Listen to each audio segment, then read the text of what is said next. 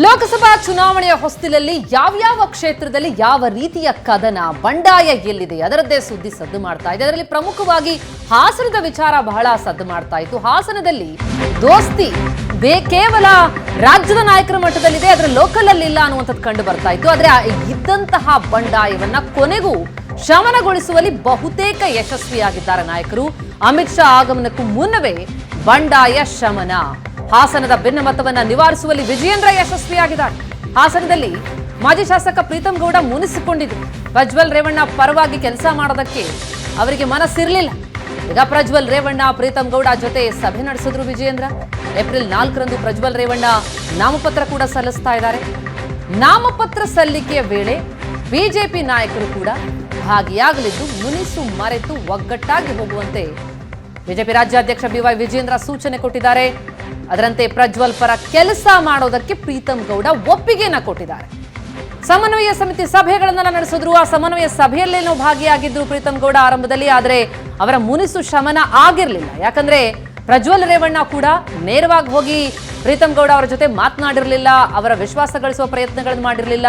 ಕೇವಲ ಬಿಜೆಪಿ ನಾಯಕರಿಗೆ ಅವ್ರಿಗೆ ಹೇಳಿ ನಮ್ಮ ಪರ ಕ್ಯಾಂಪೇನ್ ಮಾಡೋದಕ್ಕೆ, ನಮ್ಮ ಪರವಾಗಿ ಕೆಲಸ ಮಾಡೋದಕ್ಕೆ ಎನ್ನುವಂತಹ ಮನವಿಯನ್ನು ಮಾಡ್ಕೊಳ್ತಾ ಇದ್ರು. ಬಹುಶಃ ಇದೇ ಸಮಸ್ಯೆಯಾಗಿ ಕುಣಿಸುತ್ತೆ. ಆದ್ರೆ ಈಗ ವಿಜೇಂದ್ರ ಎಂಟ್ರಿಯಿಂದ ಎಲ್ಲ ಶಮನ ಆದಂತೆ ಕಂಡು ಬರ್ತಾ ಇದೆ. ಬಿಜೆಪಿಯ ಎಲ್ಲ ಹಾಲಿ ಶಾಸಕರು ಹಾಗೂ ಮಾಜಿ ಶಾಸಕರು ನನ್ನ ವ್ಯಾಪ್ತಿ ಒಳಗಡೆ ಬರೋದು ಅಂದರೆ ಕಡೂರು ಸೇಲ್ ಬರೋವಂಥವ್ರು ಎಲ್ಲರೂ ಬಂದಿದ್ದಾರೆ. ಬಂದಂಥ ಸಂದರ್ಭ ಆಮೇಲೆ ಅದ್ರ ಜೊತೆಗೆ ಪ್ರಮುಖ ನಾಯಕರುಗಳ್ನು ಕರೆಸ್ಕೊಂಡು ಇವತ್ತು ಒಂದು ಮೀಟಿಂಗ್ ಮಾಡಿ ಇವತ್ತೆಲ್ಲರನ್ನೂ ಒಂದು ವಿಶ್ವಾಸಕ್ಕೆ ತಗೊಳ್ಳೋಂಥ ಕೆಲಸನ ಮಾಡಿ ಇವತ್ತು ನನ್ನೂ ಸಭೆಗೆ ಬರಮಾಡಿಕೊಂಡು ಇವತ್ತು ನಾವು ಕೂಡ ಎಲ್ಲ ಒಗ್ಗಟ್ಟಾಗಿ ಮಾತಾಡೋವಂಥ ಕೆಲಸನ ಮಾಡಿದ್ದೀವಿ. ಮುಂದಿನ ದಿವಸಗಳಲ್ಲಿ ಖಂಡಿತವಾಗ್ಲೂ ಎಲ್ಲರನ್ನೂ ಒಗ್ಗಟ್ಟಾಗಿ ಹೋಗುವಂಥ ಕೆಲಸನ ಮಾಡಬೇಕು ಅಂತೇಳಿ ಒಂದು ಒಳ್ಳೆಯ ಸಂದೇಶನ ಕೊಡೋದ್ರ ಮುಖಾಂತರ ಇವತ್ತು ವಿಜೇಂದ್ರ ಅಣ್ಣವರು ಅವರ ಒಂದು ನೇತೃತ್ವದಲ್ಲಿ ಮತ್ತು ಹಾಗೂ ಸಿ.ಟಿ. ರವಿ ಅಣ್ಣವರ ಒಂದು ನೇತೃತ್ವದಲ್ಲಿ ಇವತ್ತೊಂದು ಸಭೆ ನಡೆದಿದೆ. ಹಾಗಾಗಿ ಆ ಒಂದು ವಿಚಾರವಾಗಿ ಚರ್ಚೆ ಆಯಿತು. ಸಣ್ಣ ಪುಟ್ಟ ಭಿನ್ನಾಭಿಪ್ರಾಯಗಳು. ಹಾಸನ ಲೋಕಸಭಾ ಕ್ಷೇತ್ರ ತಮಗೆ ಗೊತ್ತಿದೆ, ನಾವು ಮಿತ್ರ ಪಕ್ಷ ಆಗಿರ್ತಕ್ಕಂಥ JDS ಪಕ್ಷಕ್ಕೆ ಬಿಟ್ಕೊಟ್ಟಿದ್ದೇವೆ. JDSನ ಅಭ್ಯರ್ಥಿಗಳು ಪ್ರಜ್ವಲ್ ರೇವಣ್ಣ ಅವರು ಕಣದಲ್ಲಿದ್ದಾರೆ. ಹಾಸನ ಜಿಲ್ಲೆ ಎಲ್ಲ ನಮ್ಮ ಪಕ್ಷದ ಮುಖಂಡರು ಪ್ರಮುಖರ ಜೊತೆಲಿ ಇವತ್ತು ಸಭೆಯನ್ನು ಮಾಡಿದ್ದೇವೆ. ನಮ್ಮ NDA ಅಭ್ಯರ್ಥಿ ಪರವಾಗಿ ಪ್ರಜ್ವಲ್ ರೇವಣ್ಣ ಅವರ ಪರವಾಗಿ ನಾವೆಲ್ಲರೂ ಸೇರಿ ಒಗ್ಗಟ್ಟಾಗಿ ಒಂದಾಗಿ ಶ್ರಮವನ್ನು ಹಾಕಬೇಕು ಮತ್ತು ಗೆಲ್ಲಿಸಬೇಕು. ಈ ನಿಟ್ಟಿನಲ್ಲಿ ನಮ್ಮೆಲ್ಲ ಪಕ್ಷದ ಮುಖಂಡರು ಒಗ್ಗಟ್ಟಾಗಿ ಒಂದಾಗಿ ತೀರ್ಮಾನವನ್ನು ಕೈಗೊಂಡಿದ್ದೇವೆ. ಪ್ರಜ್ವಲ್ ರೇವಣ್ಣ ಸಹ ಆ ಸಭೆಯಲ್ಲಿ ಭಾಗವಹಿಸಿದರು. ಅವರು ಕೂಡ ತಮ್ಮ ಅನಿಸಿಕೆಗಳನ್ನು, ಕೆಲವು ವಿಚಾರಗಳನ್ನು ಚರ್ಚೆ ಮಾಡಿದ್ದಾರೆ. ಹಳೆಯದನ್ನೆಲ್ಲ ಅಮಿತ್ ಶಾ ಅವರ ಆಗಮನಕ್ಕೂ ಮುನ್ನವೇ ವಿಜಯೇಂದ್ರ ಅವರು ಬಂಡಾಯವನ್ನ ಶಮನ ಮಾಡಿದ್ದಾರೆ, ಬಹುತೇಕ ಯಶಸ್ವಿ ಆಗಿದ್ದಾರೆ. ಈ ಬಗ್ಗೆ ಮಾಹಿತಿಯನ್ನ ಕೊಡೋದಕ್ಕೆ ನಮ್ಮ ಹಾಸನ ಪ್ರತಿನಿಧಿ ಹರೀಶ್ ಇದೀಗ ನಮ್ಮ ಜೊತೆ ಸಂಪರ್ಕದಲ್ಲಿದ್ದಾರೆ. ಹರೀಶ್, ಮೈತ್ರಿ ಆದ ಆರಂಭದಿಂದಲೂ ಕೂಡ ಪ್ರೀತಂ ಗೌಡ ಇದನ್ನ ವಿರೋಧ ಮಾಡ್ತಲೇ ಬಂದ್ರು. ಕ್ಷೇತ್ರದಲ್ಲಿ ಯಾವುದೇ ರೀತಿಯ ರಾಜಿ ಇಲ್ಲ ಅನ್ನುವಂಥದ್ದನ್ನ ನೇರವಾಗಿ ಹೇಳ್ತಾ ಇದ್ರು ಪ್ರೀತಂ ಗೌಡ. ಈಗ ಕೊನೆಗೂ ಕೂಡ ವಿಜಯೇಂದ್ರ ಅವರನ್ನ ಮನವೊಲಿಸುವಲ್ಲಿ ಯಶಸ್ವಿಯಾಗಿದ್ದಾರೆ ಅನ್ನುವಂಥದ್ದು. ಹಾಗಾದ್ರೆ ಸಭೆಯಲ್ಲಿ ಏನಾಯ್ತು, ಯಾವ ಮೆಡಿಸಿನ್ ವರ್ಕ್ ಆಯ್ತು?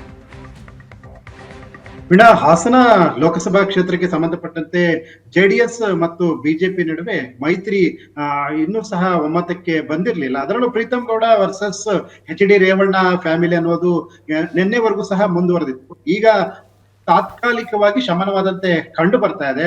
ಇದು ಎಷ್ಟರ ಮಟ್ಟಿಗೆ ಫಲಪ್ರದ ಕೊಡುತ್ತೆ ಅನ್ನುವಂತಹದ್ದು ಮುಂದಿನ ದಿನಗಳಲ್ಲಿ ಗೊತ್ತಾಗಬೇಕಿದೆ. ಆದ್ರೆ ಒಂದು ಅಜೆಂಡಕ್ಕೆ ಬಂದಂತೆ ಕಂಡು ಬರ್ತಾ ಇದೆ. ಇದು ನಾವು JDS ಅಭ್ಯರ್ಥಿಯನ್ನ ಗೆಲ್ಲಿಸ್ತಾ ಇಲ್ಲ, ನಾವು NDA ಅಭ್ಯರ್ಥಿಯನ್ನ ಗೆಲ್ಲಿಸ್ತಾ ಇದ್ದೇವೆ. ಜೊತೆಗೆ ಈ ಬಾರಿ ನಾವು ಚುನಾವಣೆಯನ್ನ ಮಾಡ್ತಾ ಇರೋದು ಮೋದಿಗಾಗಿ ಚುನಾವಣೆ. ಹೀಗಾಗಿ ನಾವು ಮೋದಿಗಾಗಿ ಚುನಾವಣೆಯನ್ನು ಮಾಡ್ತಾ ಇರೋ ಈ ಸಂದರ್ಭದಲ್ಲಿ ನಮ್ಮ ಹಳೆಯ ಏನು ರಾಜಕೀಯ ಬೆಳವಣಿಗೆಗಳೇನಿದೆ ಹಳೆಯದನ್ನ ಮರೆತು ಒಗ್ಗಟ್ಟಾಗಿ ಹೋಗ್ಬೇಕು ಅನ್ನುವಂತ ಒಂದು ಸಂದೇಶವನ್ನ, ಆ ಡೈರೆಕ್ಷನ್ ಅನ್ನ ವಿಜಯೇಂದ್ರ ಅವರು ಪ್ರೀತಂ ಗೌಡ್ರಿಗೆ ಕೊಟ್ಟಿದ್ದಾರೆ.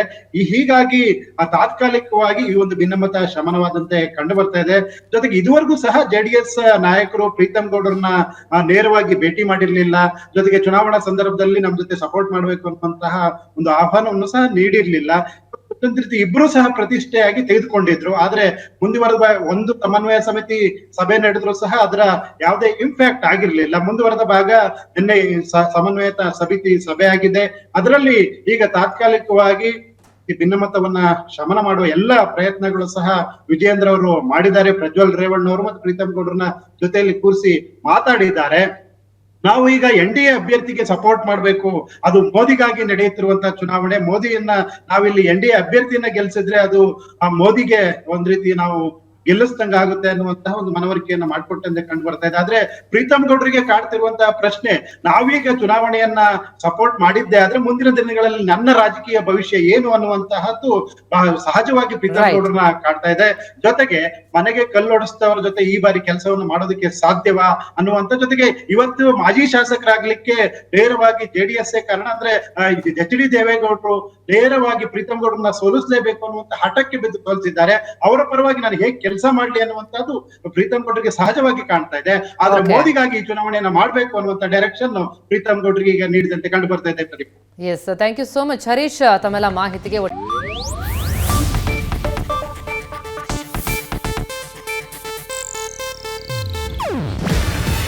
ಇದು ಏಷ್ಯಾನೆಟ್ ನ್ಯೂಸ್ ನೆಟ್ವರ್ಕ್ ಪ್ರಸ್ತುತಿ. ನೀವು ನೋಡ್ತಿದ್ದೀರಾ ಏಷ್ಯಾನೆಟ್ ಸುವರ್ಣ ನ್ಯೂಸ್.